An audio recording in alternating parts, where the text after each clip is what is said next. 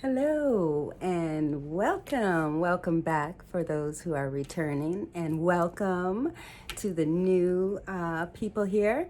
I'm so happy that you clicked on to this video, to this sacred invitation to the grand spiritual awakening.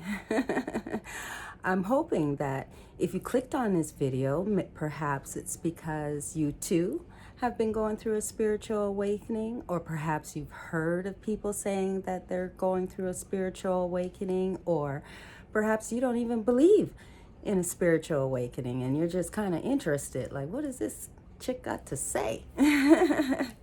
Well, whatever reason why you're here, I'm thankful and grateful. Okay, I just want you to know that I too have experienced and am still experiencing a spiritual awakening. And I think that my spiritual awakening can help others in their spiritual awakenings, to help bring clarity and help weave a whole lot of things together. Because my spiritual awakening, or what I spiritually awoke into, was pretty much an understanding of everything. Yeah, it took about 15 years that I was aware of it going on, of me actually knowing that something was happening, and I was trying to figure out what the message was. You know, I had a lot of synchronicities, and I would have conversations with people and things would just hit me, or I'd be watching TV or movies, or, doing some research, and then I would research another area and I would say, that's, sounds similar to this over here. And I just started putting things together. But most of all, I don't know if you saw my promotional video when I was dancing like a fireball. In that video, I said what triggered the spiritual awakening was a dream that I had from my grandfather, who was the preacher man. And he came to me in a dream and kept repeating, Jesus is the light. Jesus is the light, over and over again. And it kept getting louder and louder. And I shielded my eyes and I woke up and I was like, what was he trying to tell me? Was he trying to say, go to church? And then I figured, no, it wasn't church. And I had a thought that came over me, which said, I taught Jesus to my generation in a way that they could understand. Now it's time for you to teach Jesus to your generation in a way that they can understand. And even though he didn't say any of that in the dream, I was like, what? I was like, no, I don't know. He didn't say that. But apparently, that's what happened. I end up understanding Jesus in a whole new way. Also, what I said in that video is that he taught Jesus when the living word became flesh, and I'm going to attempt to teach Jesus when the flesh returns back into the living word. Yeah, two totally different. They're two of the same stories. However, two different perspectives. One is looking from the perspective of a flesh and bone man, who is, of course, Jesus Christ, our Lord and Savior. However, the other way of looking at Jesus Christ is through energy, through actual light, through the Spirit, And it's interesting what I came up with, or what I came to understand, or you could say came up with. This is really just my spiritual awakening. I ain't saying that it's the truth, the whole truth, and nothing but the truth, but it sure does sound like the truth, the whole truth, and nothing but the truth. Because also within that spiritual awakening, what really actually perhaps kicked it off was that I was getting fed up with religion. I was going through a spiritual warfare within me. I just did not know how to separate religion from God. And I was a sinner, so I wasn't really doing good on the religious route.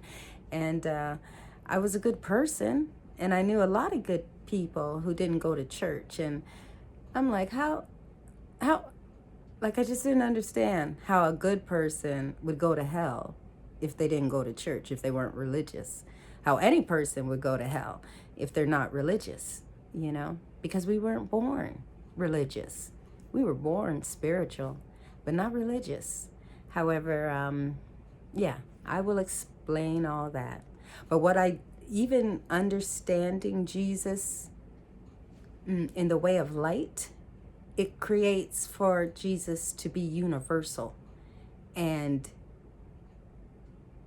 that means no matter what religion you're a part of, or even if you're not a part of a religion, what I have to share affects all of us.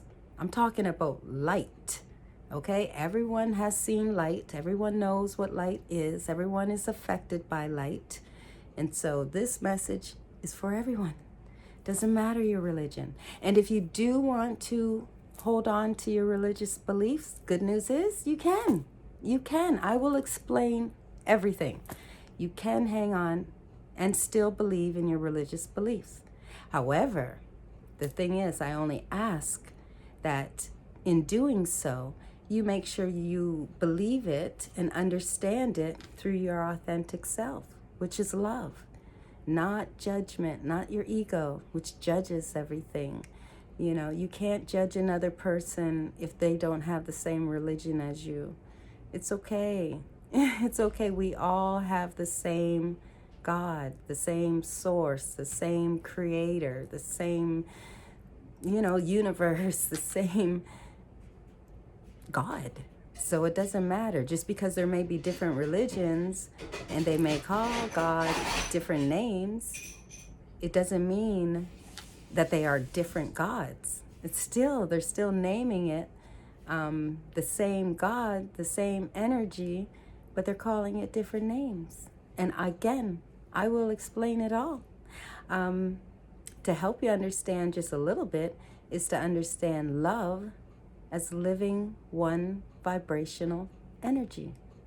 And that's another thing too, is I don't think I quite said that what actually kicked off my spiritual awakening was me giving an ultimatum to God.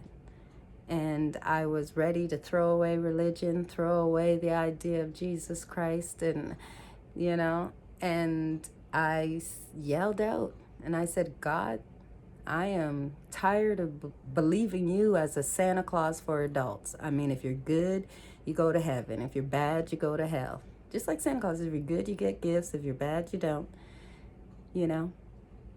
And I said, I want you to reveal to me who or what you are, or else I'm throwing all of this religion away. And that is when it started. My young son came out and he knocked over a magazine. And I looked at it, and the magazine said something about the same vitamins and minerals that are good for your hair are also good for your skin and your nails. And at that time, I was so far detached from spirituality, from nature, from anything like that. It stunned me. I was like, what do you mean? Nutrients, vitamins, and minerals? Like, don't you have to, get some retinol, L'Oreal, or some Dove, or, something like that for, some CoverGirl, whatever, fruit and vegetables. But yeah, fruits and vegetables. And it hit me at that time. I was like, you mean if I'm deficient in a vitamin, then I can eat a piece of fruit that contains that vitamin, and it can go into my body and help with that deficiency, and then I could feel better? It was so hard for me to understand that. I'm like, what do you mean? I'm supposed to be taking these vitamin C supplements. This is ascorbic acid. Then I thought about it. I'm like, look, that's a white powdery pill. How is that supposed to go into my body and help me compared to an actual orange, actual vitamin C? Took a while. That's how, asleep I was. But I finally got it. I got it, yeah. There is power in nature, definitely. And I'll tell you all about that too. So, yeah, it's exciting what I have to share with you. But I just wanted to let you know that I am going to give you a brand new perspective of God, one that isn't a belief, a real perspective, a real understanding. And it's what you already know, but it's explained in a way where it doesn't feed your ego. I know, wait a minute, that might sound a little funny, but, or maybe you would be less likely for your ego to interpret it. Perhaps that's a better way of explaining it. Because sometimes we're in our egos and we really don't know that we're in our egos. And like I said in a previous video, I discovered that your personal identity is your ego, meaning who you think you are and who you want others to think you are. That's your ego. And when you really think deep on that, that could mean our birth certificates was the first certificate of our ego. So we have been in our ego all this time. And again, I don't know how, maybe I'm talking too much. I don't want to, push people away. But don't worry about it. Don't worry about it. I'm going to explain it all. Because I don't believe you have to kill your ego or die to your ego. You don't have to do that.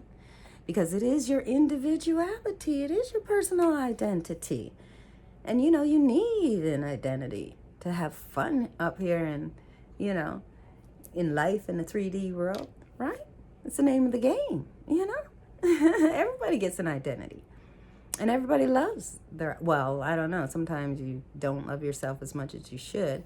But I think for the most part, everyone has love for their identity, And I just want you to understand that the ego can actually evolve into the ally when you have a more mature understanding of God and how everything works. That's why I think that this understanding of a spiritual understanding of light in the form of love is perfect way for you to mature into from within your religious beliefs. See, what I will do is help you have confirmation when you say your prayers, or when you're asking of God. Oh, yes, I'm going to, I guess, uncover sort of like the science behind religion and why it works. And so that you know how to love properly and how to align with God properly in order for you to get the life that was intended for all of us to have, which is a life of abundance, well-being, and prosperity. And the way that I know that is because of the evidence of the seed. Like when you take a seed and you plant it in the ground, and as long as it's in fertile ground, and it got some sunlight, and it got some water, so it has a caretaker, so that's some love, that seed can grow and flourish and blossom into a plant or a flower or another tree bearing fruits with more seeds. It's abundance. We're living in nothing but abundance. But yet there's so much lack, there's so much poverty, there's so much scarcity, there's so much disease, there's so much addictions. Why? I'm gonna help you understand why. And it was bound to happen. That's really, abundance can actually birth poverty through the ego. If man goes into, or woman goes into his or her ego and gets jealous of the one with abundance, and they want some too. And that's why this understanding is like nothing that has ever come before us. Because this is an understanding of abundance, well-being, and prosperity for all. Not just you, for all. If you prosper, anyone that comes within your presence is going to prosper too. And prosperity may mean, they could feel more love for themselves. That's a prosperous feeling. Or, I don't know, they could, anything. They could get help. If they needed help, if they have a disability and someone comes and shows up and cooks them a beautiful meal and it tastes so good, that's prosperity. It doesn't always have to be in a form of money. That's where abundance truly comes in, because abundance represents you get what you need the moment you need it. That's how God truly works. And so you really don't have to worry too much on things, but you do have to put in the work of minding your own business. Yeah, you can't just sit there and wait for something to fall upon you.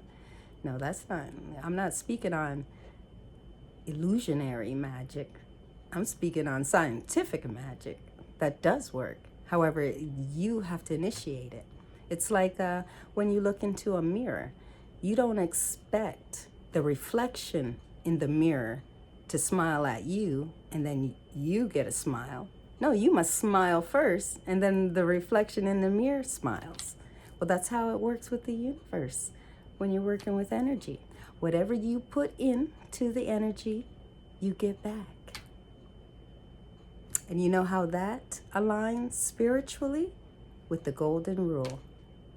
Give unto others what you want to have done unto you. Pardon me, it's do unto others what you would want done unto you. I don't know how to say it the way. Do unto others is what you would have them do unto you. You know what I mean. You give what you would like to receive back. Yeah, the golden rule. I remember also too, just, a side note, Anthony Robbins, he once said that with relationships, if you're ever having a bad time in your relationship and you want your partner to love you more, give you more attention, well, you begin to love your partner more and you give your partner more attention. Yeah, eventually it'll come right back to you. Oh, anyway, we'll get into love and relationships and,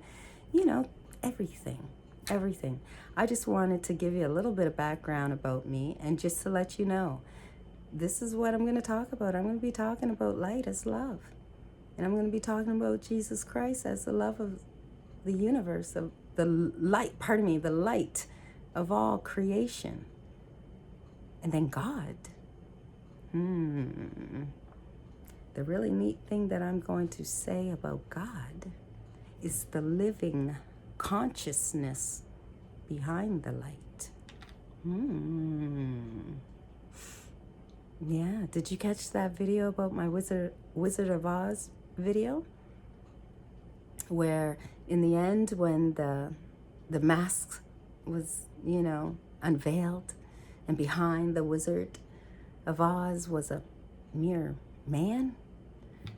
Well, yeah.